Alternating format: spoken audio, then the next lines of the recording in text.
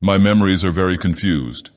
There is even much doubt as to where they begin, for at times I feel appalling vistas of years stretching behind me, while at other times it seems as if the present moment were an isolated point in a gray, formless infinity. I am not even certain how I'm communicating this message. While I know I'm speaking, I have a vague impression that some strange and perhaps terrible mediation will be needed to bear what I say to the points where I wish to be heard. My identity, too, is bewilderingly cloudy. I seem to have suffered a great shock, perhaps from some utterly monstrous outgrowth of my cycles of unique, incredible experience. These cycles of experience, of course, all stem from that worm-riddled book.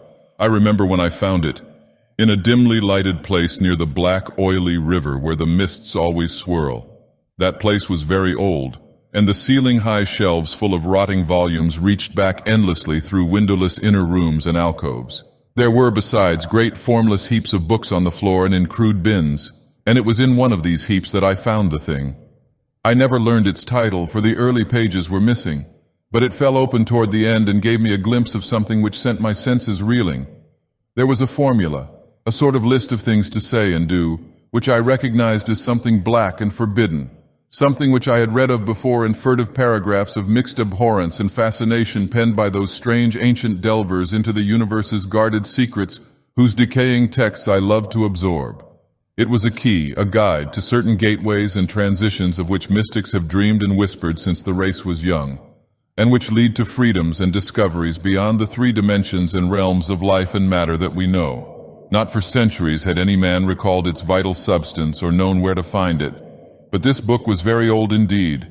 No printing press but the hand of some half-crazed monk had traced these ominous Latin phrases in uncials of awesome antiquity. I remember how the old man leered and tittered and made a curious sign with his hand when I bore it away. He had refused to take pay for it, and only long afterward did I guess why. As I hurried home through those narrow, winding, mist-choked waterfront streets, I had a frightful impression of being stealthily followed by softly padding feet. The centuried, tottering houses on both sides seemed alive with a fresh and morbid malignity, as if some hitherto closed channel of evil understanding had abruptly been opened.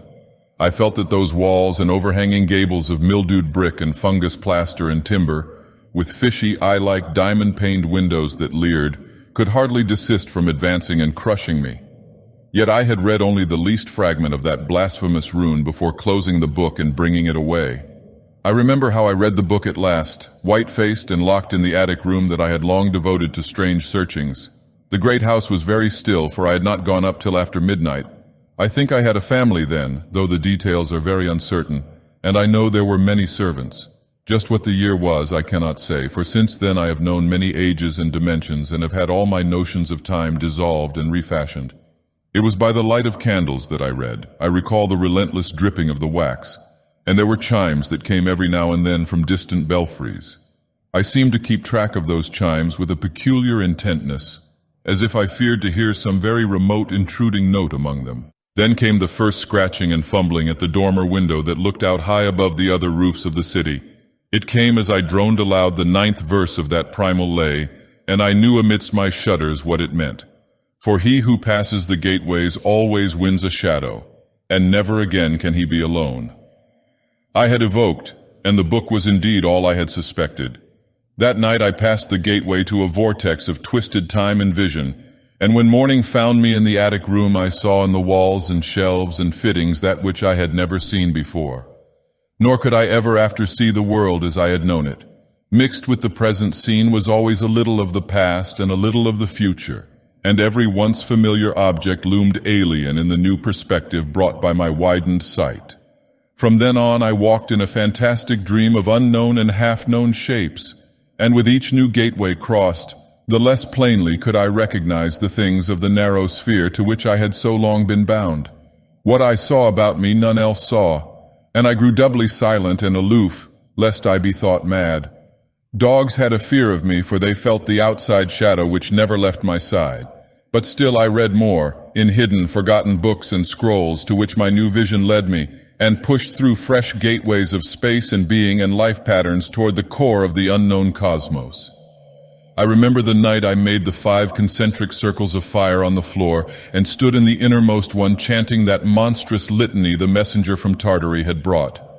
The walls melted away, and I was swept by a black wind through gulfs of fathomless gray with the needle-like pinnacles of unknown mountains miles below me.